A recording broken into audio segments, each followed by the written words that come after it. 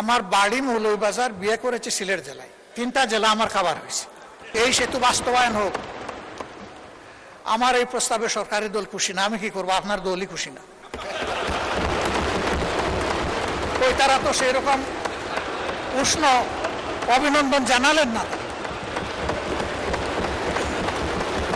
মাননীয় স্পিকার, আমি আরো আপনাকে আশ্বস্ত করছি, বুলা আমার শ্বশুর বাড়ি নয়।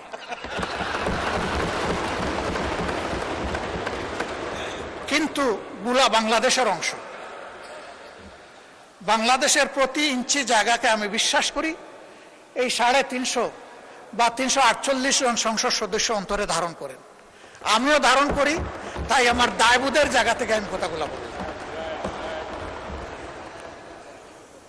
বুলার উন্নয়ন, পুরা দক্ষিণ অঞ্চলের উন্নয়ন বয়ে আনুক, আমি দোয়া করি।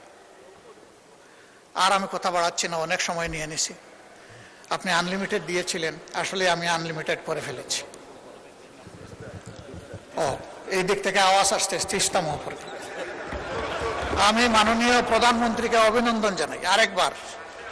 তার সফরের পরে অভিনন্দন জানিয়েছিলাম, আরেকবার অভিনন্দন জানাই। তিস্তা মহাপরিকল্পনা বিষয়ে তিনি শক্তিশালী বন্ধু দেশ চীনের সাথে কথা বলেছেন এবং পানি সম্পদ মন্ত্রী গতকাল তার বক্তব্যে আশ্বস্ত করেছেন যে ইনশাল্লাহ যে নামেই হোক কাজ শুরু হয়ে যাবে। আমরা নামের কাঙ্গাল নই, আমরা কামের কাঙ্গাল। কামটাই দেখতে চাই। নাম নিয়ে শেষ কথা বলে আমি বিদায় নেই। আমি সিলেটের মানুষ, চাকরি করেছি সুনামগঞ্জ, আমার বাড়ি মৌলভীবাজার, বিয়ে করেছি সিলেট জেলায়। 3টা জেলা আমার খাবার হয়েছে। তো সুনামগঞ্জে একটা শিক্ষা প্রতিষ্ঠান স্থানীয় লোকেরা গড়ে তুললেন তাদের নিজের অর্থে এবং পরিশ্রমে। ভালো মানসম্মত একটা কলেজ, কিন্তু এমপিওভুক্ত হয় না। এটা 96-2001 সালের সরকারের সময়। কোন সরকার ছিল এটা বুঝতেই পারছেন। তো মন্ত্রী মহোদয় এলাকার যিনি ছিলেন, তার একজন ঘনিষ্ঠ লোককে এলাকার লোকেরা ধরলো যে আমাদের এইটা একটু আপনি করে দেন। সে যখন গিয়ে বলল, তো উনি বললো ঠিক আছে করে দিব, এখানে আমার নাম থাকবে কিনা।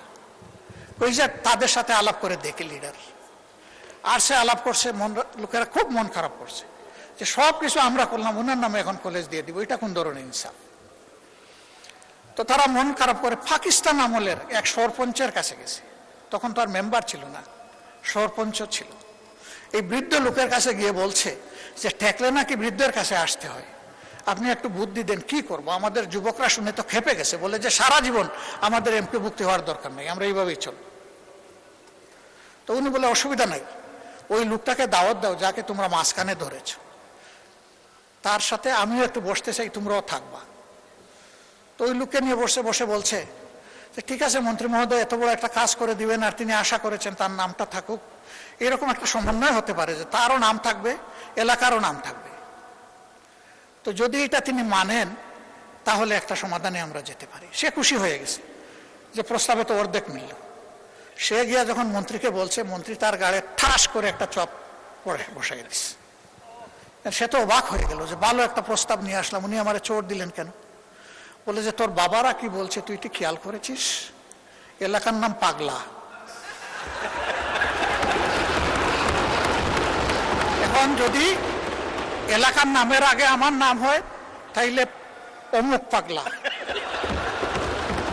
আর যদি পরে হয় তাইলে পাগলা অমুক।